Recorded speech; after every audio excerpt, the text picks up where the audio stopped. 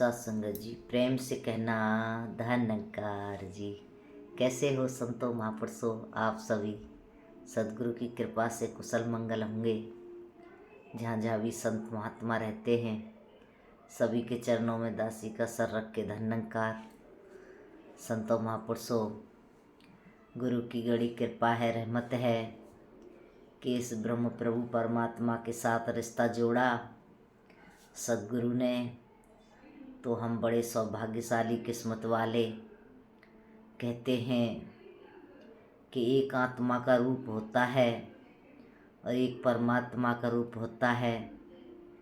सत्संगत अवतार वाणी में लिखते हैं, एक सोना होता है, उस सोने के हम चाहे कितने भी गहने बनवा लें, अंगूठी बनवा लें, चाहे माला बनवा लें, चाहे हम झुमके बनवा लें, लेकिन वो होता सोना ही है। अब सब कुछ बनवा के फिर से उसे गलाया जाए तो वो भी फिर से सोना बन जाता है।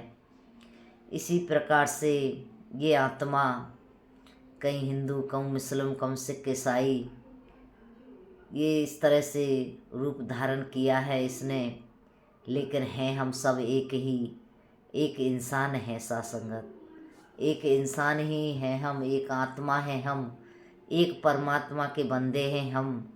हमको सबको एक प्रभु परमात्मा ने बनाया है।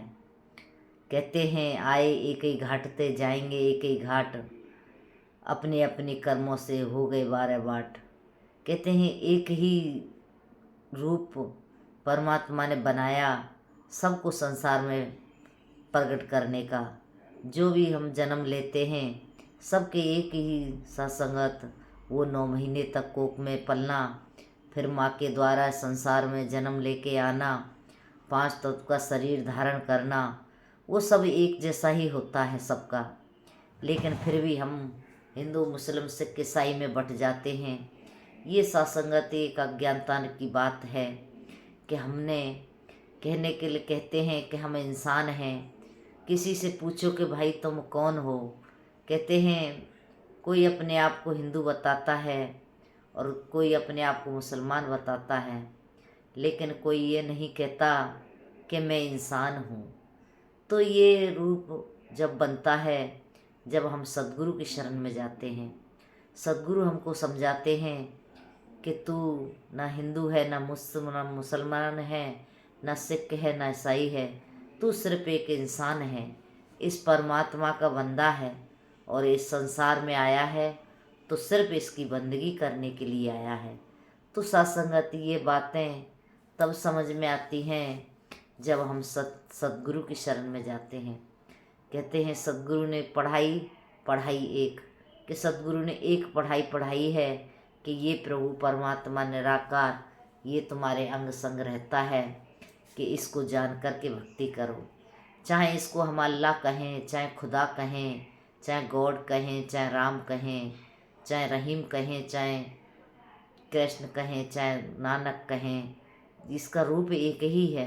नाम अनेक हैं इसके, लेकिन रूप एक ही है। तो इसीलिए कहते हैं एक पिता एकस के बालक, सकल संग हमको बने आई। कहते हैं हम सब एक पिता के बच्चे हैं, एक पिता के बालक हैं और हम सब एक ही की संतान हैं। इसलिए हम सब भाई भाई हैं। सत्संगत हमने अपने आप को इस तरह बांट लिया है।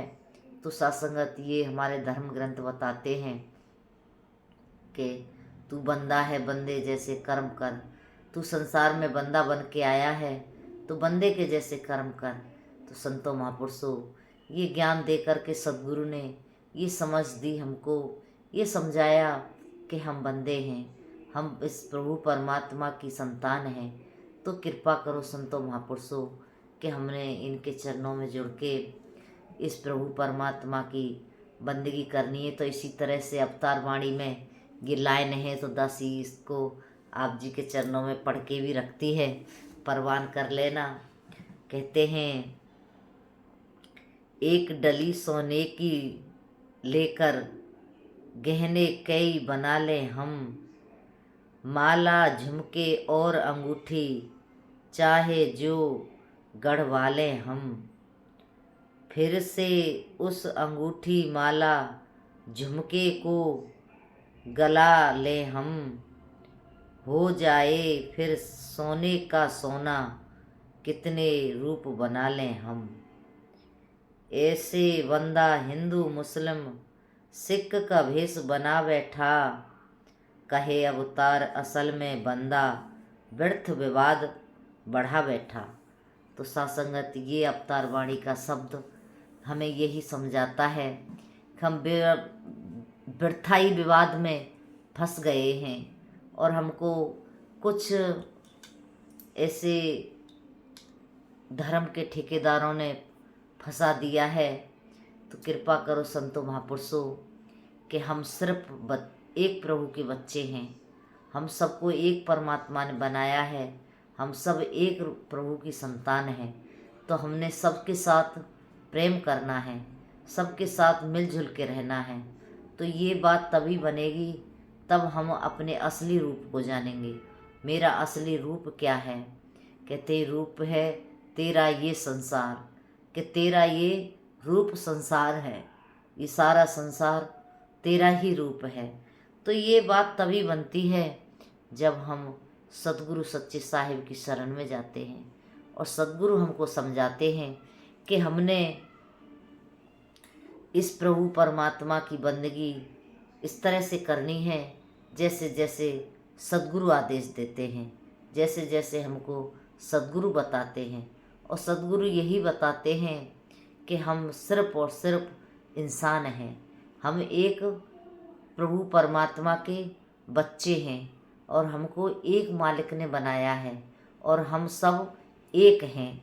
हम कहते हैं सासंगत, एक को जानो, एक को मानो, एक हो जाओ। कि एक प्रभु परमात्मा की संतान है तो एक को हमने जानना है और फिर एक को ही हमने मानना है और फिर एक हो जाना है। तो एक में सासंगत फिर सब आ जाते हैं, सब एक में जुड़ जाते हैं। तो ये ज्ञान, ये समझ हमें सद्गुरु देते हैं। तो कृपा करो सासंगत, इस परमात्मा को ढूंढने की ज़रूरत नहीं है। ये तो हमारे अंग संग रहता है, कहीं दूर नहीं रहता, लेकिन इसको जानने वाले को ढूंढना है। कृष्ण अर्जुन से कहते हैं, अर्जुन मेरे तत्ववेता ज्ञानी की शरण में जा, किसी तत्ववेता महात्मा की शरण में जाओ। और जो तत्ववेता होता है वो मेरे ज्ञान का उपदेश करता है, मेरे ज्ञान का उपदेश करेगा और मुझे तत्व से जना देगा। तो सत्संगत इसीलिए कहते हैं कि सतगुरु को ज्ञानी पुरुष बड़े प्यारे लगते हैं, क्योंकि भक्त और ज्ञानी जो होते हैं, एक बार को ज्ञानी में तो अभिमान भी आ जाता है, लेकिन भक्त तो भक्ति होता है, चाहे वो पढ़ा लिखा हो, चाहे अनपढ़ हो, चाहे कैसा भी हो। क्योंकि भक्ति वाली जो भावना होती है वो प्रभु को बहुत प्यारी रखती है, वो इंसान प्रभु को बहुत प्यारा लगता है। तो हमने अपने जीवन में इस ज्ञान को लेकर के, जान करके, देख करके वो भक्ति वाले भाव जगाने हैं, जिनके हमारे जीवन में वो सासंगत एक कहते हैं जो सद्गुरु चाहते हैं वैसा हमारा जीवन बन जाए। तो सद्गुरु तो यही चाहते हैं कि हमारी इस आत्मा का कल्याण हो जाए, हमारी इस आत्मा की मुक्ति हो जाए। तो ये मुक्ति तभी मिलेगी तब हम गुरु के चरण में जा कर के, तब हम इस प्रभु परमात्मा निरंकार को जानेंगे और इसकी भक्ति करेंगे और इसका ध्यान करेंगे। कहते हैं जितना जितना ध्यान करते हैं उतना उतना ये भक्ति हमारी गाढ़ी होती चली जाती है, ये भक्ति हमारी सहज होती चली जाती है। और जो आदेश आता है उसको मान के जब हम चलते हैं तो हमारे सहज में वो भक्ति पूरी हो जाती है, जिसके लिए हमें ये मानुष्य का जन्म मिला है। कहते हैं कि साधन धाम मोक्ष कर द्वारा, कि साधन मिला है ये मोक्ष के द्वार के लिए मिला है। सुर दरलव सब परलोक संभाला, कहते परलोक संभाल लिया जाता है।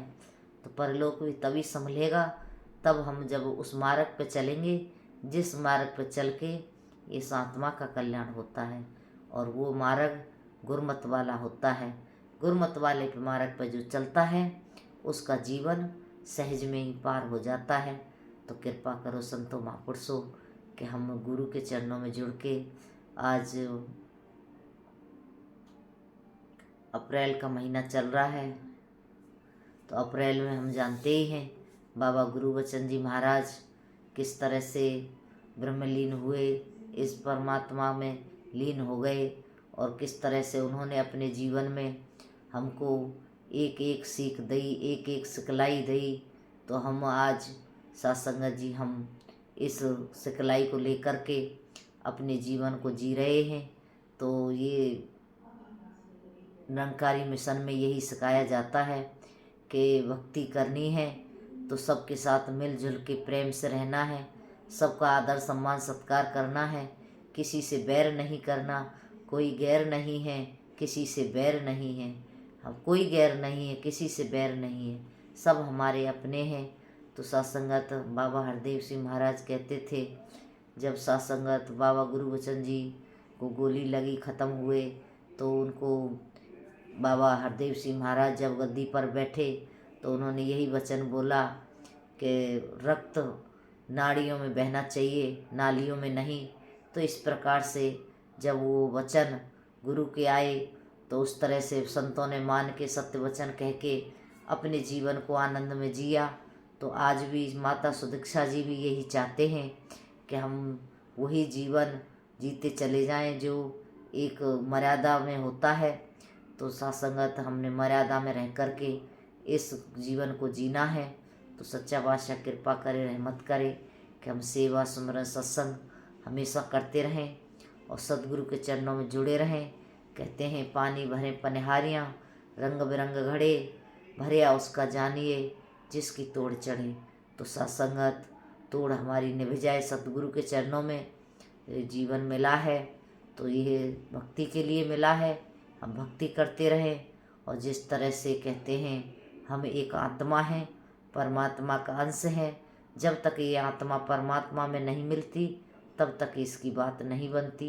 तो सद्गुरु यही कर्म करते हैं, संसार में जब जब आते हैं आत्मा का मिलन परमात्मा से करवाते हैं और हमारा रिश्ता जोड़ करके हमारा कल्याण करते हैं। तो सद्गुरु आज यही कर्म कर रहे हैं।